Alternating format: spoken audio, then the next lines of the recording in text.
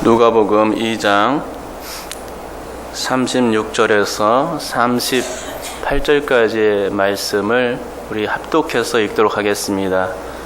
같이 읽습니다. 시작.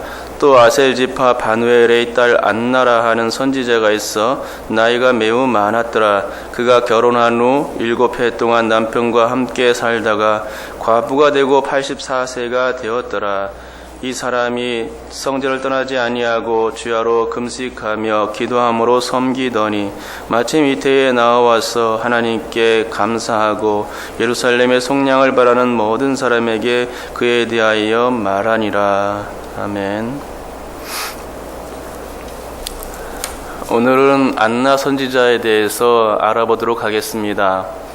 안나는 여자 이름으로서 구약에 나오는 한나라는 여인과 이름이 같은 이름입니다. 한나는 뜻이 은혜, 은총이라는 뜻이지요. 안나는 아셀 지파 사람인데 아셀 지파는 가나안을 정복하면서 시돈과 두로 지역의 해안 지역을 할당받았습니다. 아셀 지파가 속한 북이스라엘은 주전 722년에 아수르라는 나라에 멸망당했는데 북쪽 10지파는 아수르의 이주 정책에 의해서 이방 민족이 섞여들게 되었고, 그래서 오랜 세월이 지나면서 사실상 북이스라엘은 그 10개의 지파들은 물론이거니와 민족까지도 이 이방 이주 정책에 따라서 그 정체성을 잃게 되었습니다. 그래서 유대인의 전설에 의하면 북쪽 10지파를 이스라엘의 사라진 10지파라고 부르기까지 했습니다. 그러기에 안나가 아셀 지파라고 말하는 것은 혈통을 잘 지켜왔음을 말해주는 것입니다. 우리나라도 외국인들과 결혼하는 사례가 많아서 점점 혼혈화되어 가고 있는데 안나 집안은 그나마 아주 안 좋은 상황 가운데서도 혈통을 잘 지켜온 것이죠. 아무튼 저는 안나에 대해서 그녀의 믿음에 대해서 오늘 한번 생각해 보는 시간을 갖도록 하겠습니다. 안나에 대한 정보는 매우 한정적입니다. 그녀에 대한 단서나 정보가 별로 없기에 그녀를 자세히 알기는 좀 매우 어렵습니다. 더욱이 외부적 자료도 빈약하고 본문 내용도 3구절밖에 할애가 되고 있지 않습니다. 그래서 안나에 대해서 아는 것은 한정적일 수밖에 없는데요. 하지만 저는 이 한정된 내용을 가지고 오늘 설교해 보도록 하겠습니다.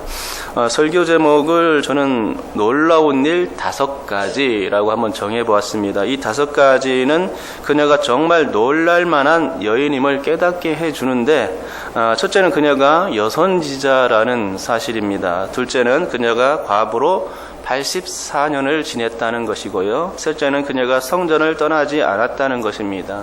넷째는 그녀가 영성이 뛰어났다는 것이고, 5번째는 그녀가 메시아를 알아보고 전하는 특권을 누렸다는 것이죠. 이 5가지에 대해서 하나씩 알아보도록 하겠습니다. 그러면 첫째로 그녀가 여선지자였다는 것에 대해서 한번 살펴보도록 하겠습니다.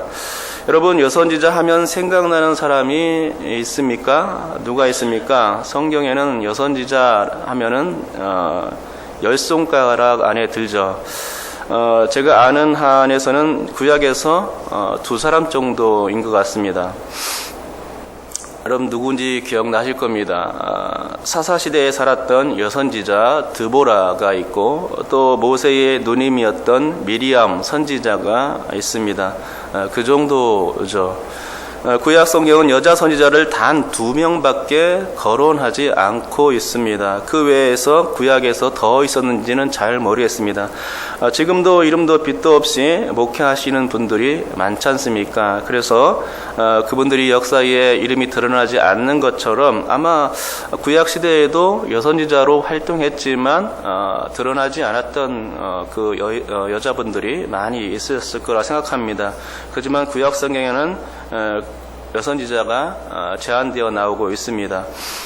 또 여성의 인권이란 말 자체가 없던 시절이었기 때문에 더군다나 여선지자가 있더라도 그렇게 두각이 나타나지 않으면은 기록되지 않았을 것 같습니다.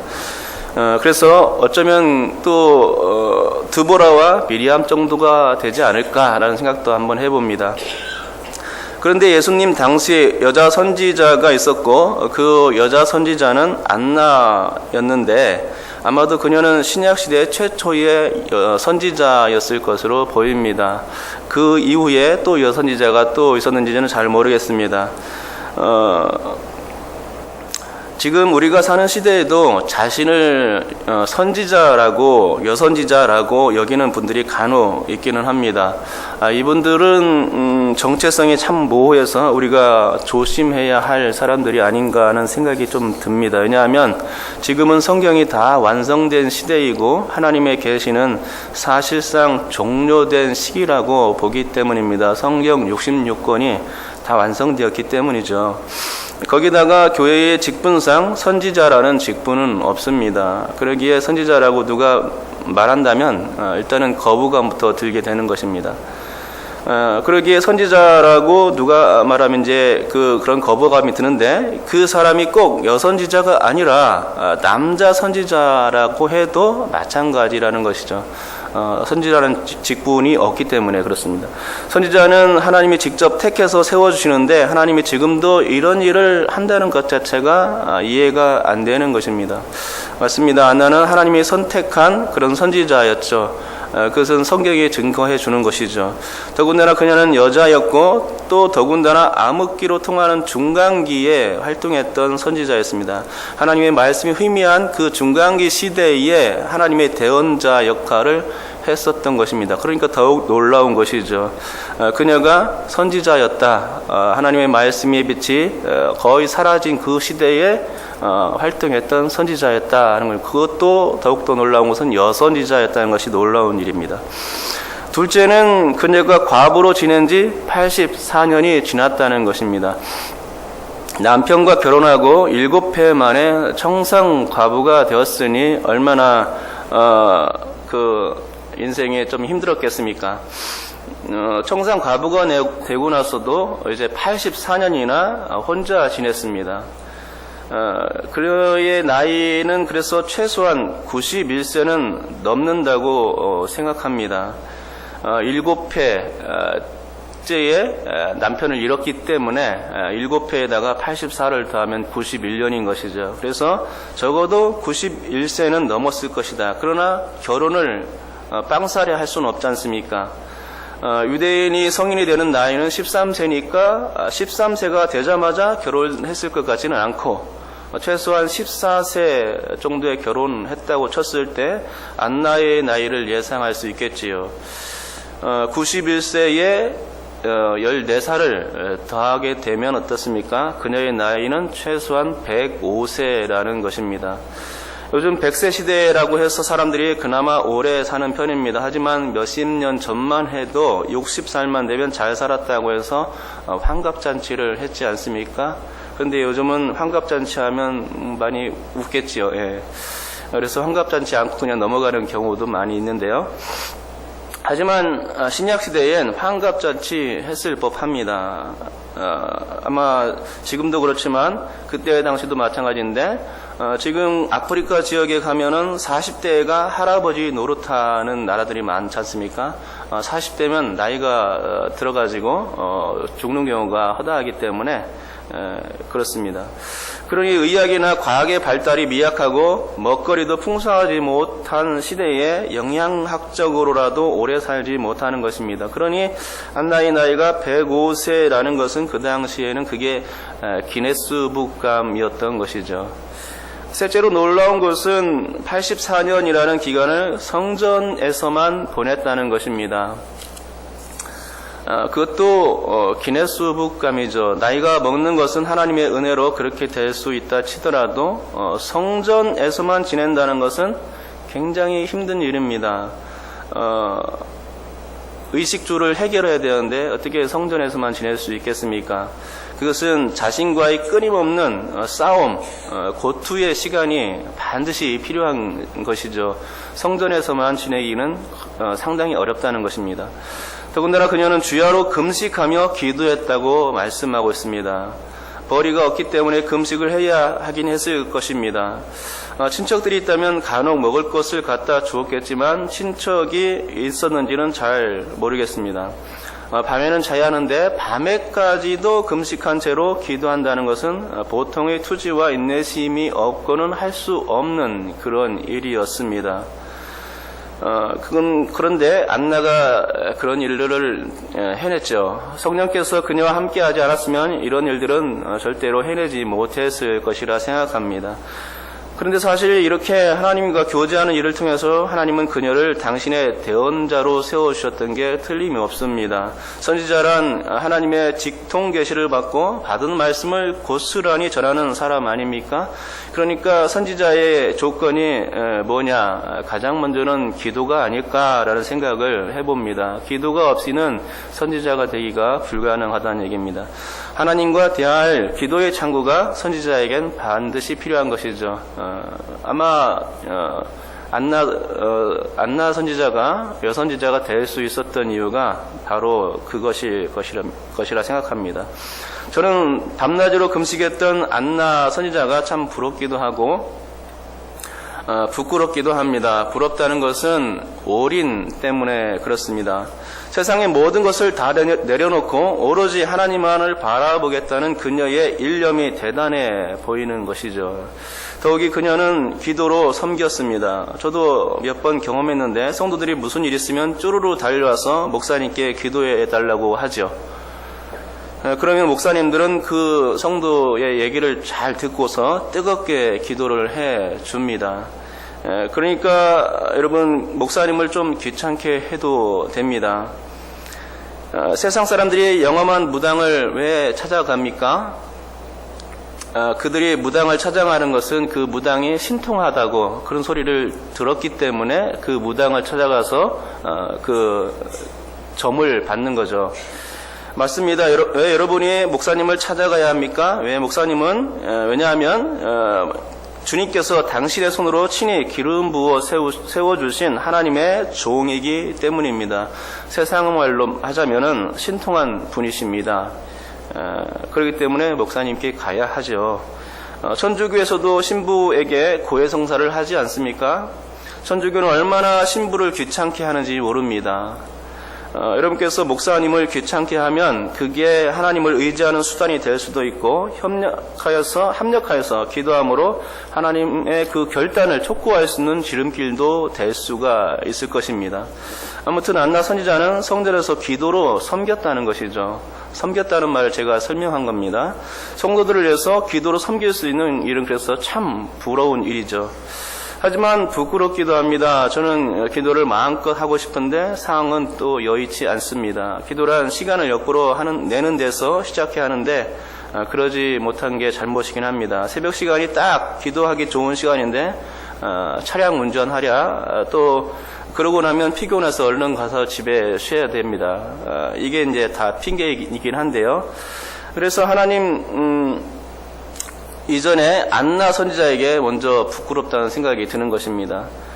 그녀는 84년 동안을 금식하며 성전에서 기도로 섬겼는데 그 오랜 세월 동안 얼마나 기도하면서 힘든 시간을 보냈을지 상상이 가고도 남는 것입니다. 그러니 그런 노력에 비하면 턱도 없는 나의 모습을 보면서 초라해짐을 느낍니다.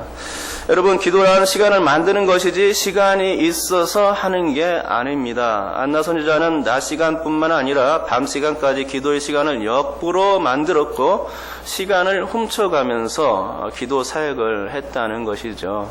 그러니 이 부분에서 우리는 참으로 부끄럽고 또 놀라움을 금치 못하게 되는 것입니다. 여러분들도 시간을 만들어가면서 그렇게 안나 선지자와 같이 기도할 수 있기를 축복합니다. 넷째는 그녀는 아주 뛰어난 영성을 가졌다는 것입니다. 물론 이런 뛰어난 영성은 그녀가 기도의 주역이라는 점과 선지자라는 특권 때문일 수도 있습니다. 하지만 신약 시대의 많은 종교 지도자들이 어땠습니까? 그들은 하나님의 성전에서 하나님의 일을 감당한다고 하면서 하나님을 섬긴다고 하면서도 메시아를 알아보지 못했다는 것입니다. 하지만 안나는 달랐습니다. 대제사장이었던 안나스나 가야바와 같지 않았습니다. 그들은 내가 대제사장이네 하면서 거드름은 피웠겠지만 영성에 있어서는 빵점이었던 것입니다. 메시아를 결코 알아보지 못했습니다. 또 끝내 알아보지 못했죠. 안나 선지자는 그러나 그와 정반대의 입장에 있었던 것입니다. 하지만 이 안나는 뛰어난 영성을 가졌다는 것이고 시므온처럼 주의 그리스도를 볼 것이라는 지시를 받은 일이 없었음에도 불구하고 메시아가 성전에 오셨음을 한눈에 파악할 수 있는 그런 사람이었던 것입니다. 마침 이때에 나와서가 그 말씀입니다. 마침 성령의 지시를 받은 일도 없었는데 지나가다가 딱 보니까 저분이 메시아구나 라는 것을 직감적으로 알 수 있었다는 것이죠. 시므온이 아기 예수를 안고 찬송하고 있을 때 안나는 그 옆을 지나갔습니다. 지나가면서 시므온에게 안긴 분이 메시아임을 알았던 것이고 또 그래서 그와 함께 시므온과 함께 하나님을 찬송할 수 있었던 것입니다. 마지막 다섯째는 그녀가 메시아를 알아보고 전하는 특권을 누렸다는 것입니다.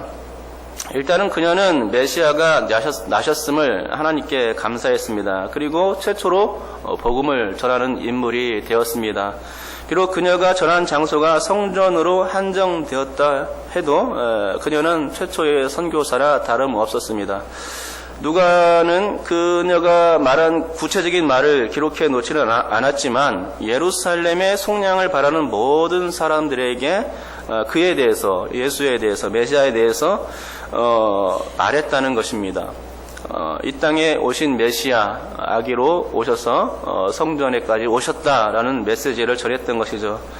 그것도 모든 사람에게 말한 것, 이 말은 그녀가 만나는 사람마다 계속해서 메시아가 오셨음을 전했다는 얘기죠.